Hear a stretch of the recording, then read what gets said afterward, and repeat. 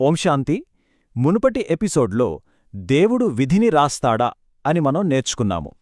ఈరోజు మనం ఇంకో చాలా ముఖ్యమైన విషయం గురించి మాట్లాడుకుందాం. అదే త్యాగం లేదా మనం బలి అని పిలుచుకునేదాని గురించి.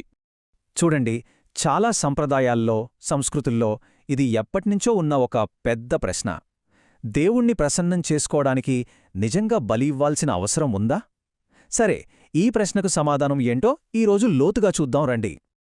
అయితే ఆ ప్రశ్నకు సమాధానం దొరకాలంటే మనం ముందుగా దేవుడు అసలైన స్వరూపం ఏంటి, ఆయన స్వభావం ఎలాంటిది అనేది అర్థం చేసుకోవాలి. అది తెలిస్తేనే మిగతాదంతా మనకు స్పష్టంగా అర్థమవుతుంది. ఇక్కడ అన్నిటికంటే కీలకమైన విషయం ఏంటంటే, దేవుడు శరీరరహితుడు. అంటే ఆయనకు మనలాంటి భౌతికమైన శరీరం లేదు. ఈ ఒక్క పాయింట్ చాలా ముఖ్యం, ఎందుకంటే మనం తెలుసుకోబోయే ప్రతి విషయానికి ఇదే పునాది అన్నమాట.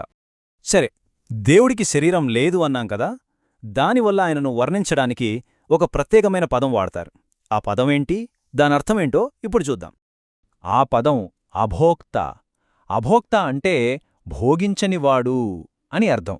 అంటే ఏదీ స్వీకరించనివాడు. ఇప్పుడు ఆలోచించండి, ఆయనకు భౌతిక శరీరం లేదు కాబట్టి ఆయనకు మనలాగా ఆకలి దాహంలాంటివి ఉండవు గదా.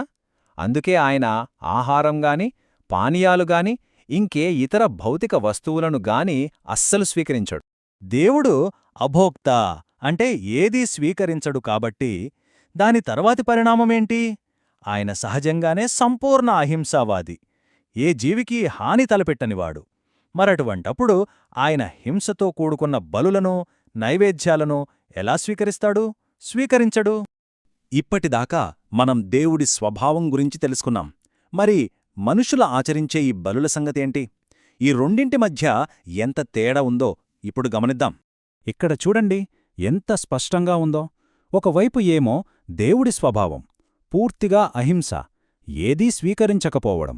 మరోవైపు మానవ ఆచారం చూడండి, దేవుడి పేరు చెప్పి బలులిస్తారు, కాని ఆ నైవేద్యాన్ని మళ్ళీ తామే స్వీకరిస్తారు. అంటే దేవుడి అసలైన స్వభావానికి, మనుషులు చేసే ఆచారాలకి మధ్య ఎంత పెద్ద అంతరం ఉందో మనకిక్కడ అర్థమవుతుంది. సరే, దేవుడు ఎలాంటి భౌతిక నైవేద్యాలు కోరుకోడు అని మనకర్థమైంది. మరి అలాంటప్పుడు ఆయనకు మానవాత్మల నుండి నిజంగా ఏమి కావాలి? ఈ చివరి భాగంలో దీని గురించే మనం తెలుసుకోబోతున్నాం.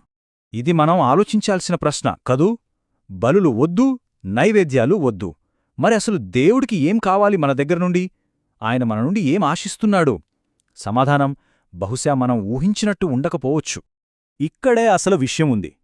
దేవుడు కోరుకునేది మనం బయట ఇచ్చే వస్తువు కాదు, అది మన లోపల ఉండాల్సిన గుణం. అంటే దృష్టి మొత్తం బాహ్యం నుండి అంతర్గతానికి మారాలన్నమాట. ఇదిగో, ఇదే అసలు సమాధానం. వాస్తవానికి పరమాత్మకు కావలసింది సత్యమైన, శుద్ధమైన, స్వచ్ఛమైన మనస్సు మాత్రమే. బాహ్య ఆడంబరాలు, ఆచారాలు కాదు. మన అంతర్గత పవిత్రతే ఆయనకు అత్యంత ఇష్టమైన అర్పణ. ఈ ఒక్క వాక్యం మొత్తం విషయాన్ని మనకు స్పష్టం చేస్తుంది. సృష్టికర్త తాను సృష్టించిన దానిని తానే ఎలా నాశనం చేస్తాడు లేదా ఎలా భోగిస్తాడో ఆలోచించండి. అంటే నిజమైన త్యాగమంటే జంతువులను బలి ఇవ్వడం కాదు, మనలో ఉన్న చెడును, మన అవగుణాలను త్యాగం చేయడమే అసలైన బలి అన్నమాట. తదుపరి ఎపిసోడ్లో దేవుడిని ఎవరు సృష్టించారో, ఆయనకు తల్లిదండ్రులున్నారా తెలుసుకుందాం. ఓం శాంతి.